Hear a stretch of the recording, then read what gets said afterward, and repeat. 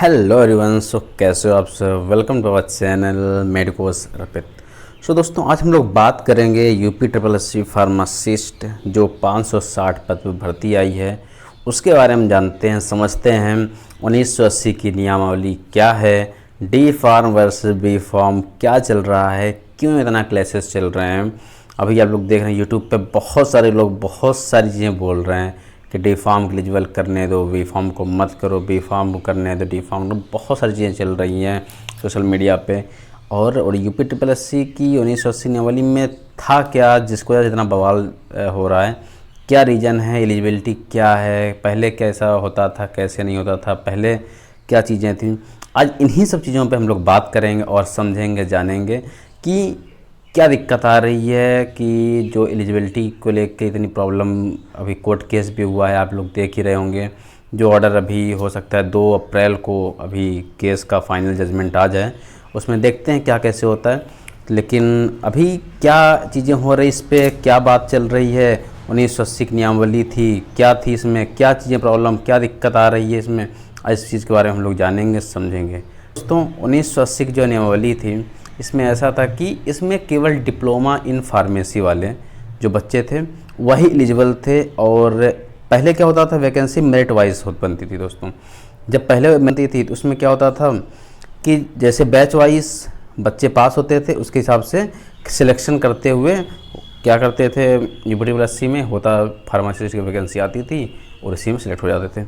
लेकिन अब जो नए बच्चे आ रहे हैं, नए डिप्लोमा इन फार्मेसी के बच्चे आ रहे हैं, अभी कोर्ट के चला या मेरिट वाइज नहीं होगी। इस वजह से आप देखोगे काफ़ी सारी दिनों से जो है कि यूपी में फार्मासिस्ट की वैकेंसी नहीं चल रही थी। यही रीज़न था कि इतने दिन से वैकेंसी नहीं आई थी। अब आई भी दिक्कत यहाँ आपका बी फार्म और डी फार्म को लेके चलने लगा। बी फार्म एलिजिबल है या डी फार्म एलिजिबल है, क्या किया जाए क्या ना किया जाए। तो अब क्या है कि अब ये मामला तो कोर्ट केस गया है। अब वहाँ पास देखते हैं 2 अप्रैल को क्या सुनवाई होती है, क्या कैसे होता है। वहाँ पास अभी जो जजमेंट आता है, अभी हम लोग कुछ नहीं बोल सकते कि, क्योंकि जो जजमेंट अभी है केवल बहस चल रही है, ठीक है। अब वो बहस के बाद 2 अप्रैल को जो फाइनल जजमेंट आएगा उसी में बता पाएगा कोई भी व्यक्ति कि ये एलिजिबल है या नहीं। अभी यूट्यूब पे बहुत सारे महारथी, बहुत सारे लोग बहुत सारी चीज़ें बोल रहे हैं कि ओनली डी फार्म एलिजिबल हो गया है, बी फार्म नहीं हुआ है, या डी फार्म एलिजिबल हो गया है या बी फार्म एलिजिबल हो गया है। बहुत सारी चीज़ें चल रही हैं, लेकिन अभी इस पर कोई अभी जजमेंट, फाइनल जजमेंट नहीं आया है। मैं आपको पहले बता दे रहा हूँ, अभी फाइनल जजमेंट 2 अप्रैल को आने वाला है। हो सकता है अगर फाइनल सब कुछ चीज़ें हुई तो 2 अप्रैल को आ जाए, नहीं तो डेट बढ़ भी सकती है। तो ये भी नहीं कह सकते हम लोग, लेकिन अब देखते हैं क्या कैसे होता है। लेकिन जो 560 पद की वैकेंसी, तो मैं तो यही कहूँगा कि अगर पॉसिबिलिटी होती है तो सबको चीज़ें भरने का मौका दिया जाए, जिससे कि एक बार कम से कम जो भी कंपटीशन बैठे चीज़ें देखें, कंपटीशन देखें, कम से कम एटलीस्ट उनको फॉर्म भरने का मौका तो दिया जाए, है ना।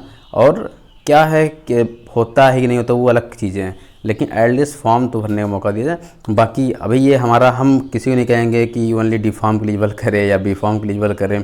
वो फाइनली कोर्ट के ऊपर है और हमारे यूपी ट्रिपल एस सी के ऊपर है कि किसे एलिजिबल करते हैं कि नहीं करते। फाइनली उसका देखेंगे। और पहले जो आपका मेरिट बेसिस पे होता था, अब वो तो इसीलिए ख़त्म कर दिया गया है। और अब रिटन एग्ज़ाम तो होता नहीं, वो एमसीक्यू बेस पे होगा ये भी, और उसके बाद देखते हैं क्या होता है। सो यही सब चीज़ें थी दोस्तों।